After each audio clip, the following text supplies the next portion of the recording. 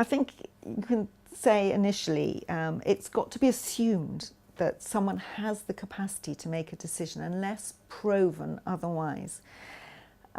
It's important to remember that the capacity assessment needs to be decision specific, and that capacity can fluctuate with time and the patient's state of health. And every effort needs to be made to help the patient to understand the questions that are being asked.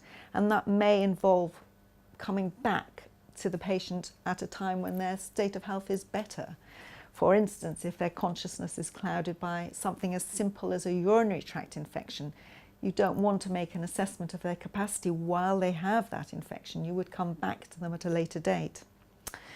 And Elsie may very well, despite her dementia, have the capacity to make decisions around her health care, but she may not, for example, have the capacity to make complex financial transaction type decisions. So it does have to be very much about what is it that you're asking her to decide about. So capacity needs to be assessed for each individual question posed, and the assessor needs to be the person who is responsible for carrying out that action in question. So for example, in this situation, as Elsie is saying she doesn't want to go into hospital, the doctor is maybe advising that she does, and so it would be the onus would be on the GP to assess Elsie's capacity for this decision. And the doctor needs to remember that unwise decisions by a patient does not mean they have no capacity. It just means they don't agree with what you're suggesting, your course of action.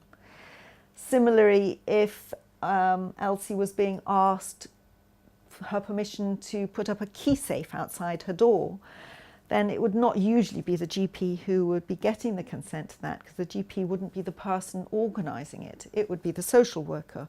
Or if there was equipment going into the home, it would be the OT, the occupational therapist, that would need to assess her capacity to consent or refuse to that particular piece of equipment.